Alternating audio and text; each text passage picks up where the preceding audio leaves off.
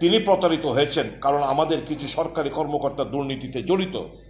Sir, সমাধান হলো অবিলম্বে ভূমি রেকর্ড ও সেটেলমেন্টের পরিচালক রত্নজিৎ দেববর্মাকে অফিস থেকে অপসারণ করা এবং তার বিরুদ্ধে বিস্তারিত তদন্ত করা।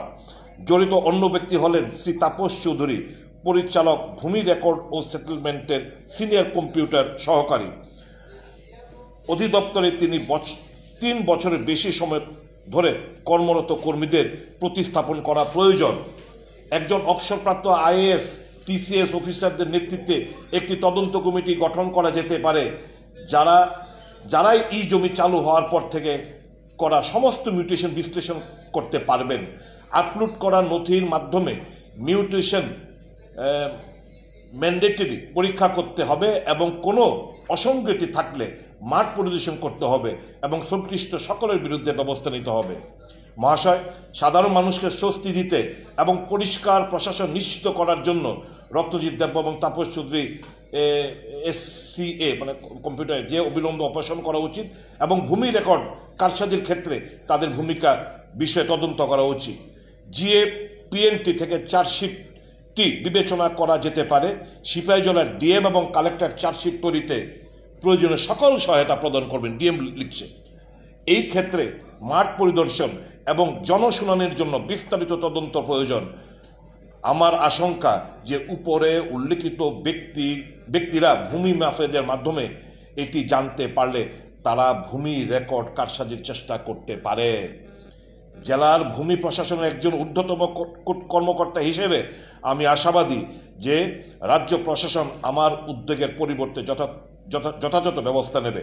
রাজ্য সরকারের কিছু দুর্নীতিবাজ কর্মকর্তার সহযোগিতায় কাজ করে সাধারণ মানুষের সবচেয়ে মূল্যবান সম্পদের লুট করে নেওয়া ভূমি মাফিয়াদের বিরুদ্ধে কঠোর ব্যবস্থা নেবে।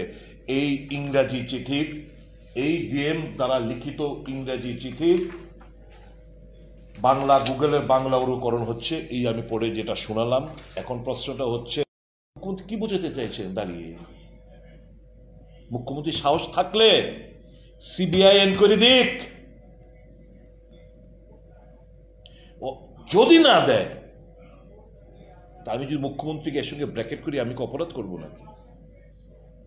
দুর্বলতা না থাকলে তো সিবিআই দেওয়া উচিত। মুখ্যমন্ত্রী ট্রান্সপারেন্ট সরকার, স্বচ্ছ সরকার বলে বেড়ান, কাজে এবং কর্মে মিল থাকতে হবে। এটা তো পলিটিক্যাল কোনো ব্যক্তিকে, চিঠির মধ্যে ডিএম কোনো পলিটিক্যাল ব্যক্তিকে তো উল্লেখ করেনি। তো আমার এপিল থাকবে একজন রাজনীতিবিদ হিসাবে না, একজন রাজ্যের একজন নাগরিক হিসাবে। মুখ্যমন্ত্রী এটাকে কোনো বিজেপি পার্টির কর্মকর্তা, কোনো মন্ত্রীর বিরুদ্ধে কোনো উল্লেখ নেই।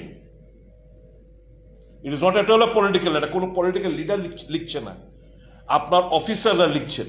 এই ঘটনাগুলো ঘটছে।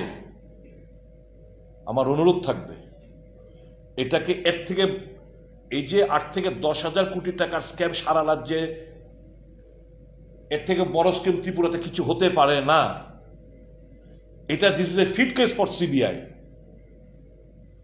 আপনি সিবিআই এনকোয়ারি দিন এবং এই মন্ত্রী, বিধায়ক, আমরা যে কেউ জড়িত না সেটা প্রমাণ করুন। অন্যথায় বুঝতে হবে ডাল মে কুছ কালা হ্যায়। আপনি সিবিআই এনকোয়ারি দিচ্ছেন না মানে এর মধ্যে ডাল মে কুছ কালা হ্যায়। কারণ এই চিঠিটা আপনার কাছে গেছে, কোনো পদক্ষেপ নিলেন না। যিনি কমপ্লেন করলেন, বিচার চাইলেন মানুষের, উনাকে ট্রান্সফার করলেন। যাদের বিরুদ্ধে অভিযোগ করলেন তারা আজকেও বহাল ওই জায়গাতেই রয়েছে। তার মানে আরো ব্যাপকতা লাভ করেছে ইতিমধ্যে। এই সরকার নির্লজ্জ, এই সরকার কালিমালিপ্ত, দুর্নীতিতে আপাদমস্তক নিমজ্জিত। আমি যে বললাম সব কমিশন খোরের মেলা চলছে, প্রত্যেকটি ক্ষেত্রে দুর্নীতিতে নিমজ্জিত, কমিশন খোর, বাণিজ্য, সবকিছু। এইভাবে তো চলতে দেওয়া যায় না। মুখ্যমন্ত্রী মাস্ট টেক দ্য স্টেপ।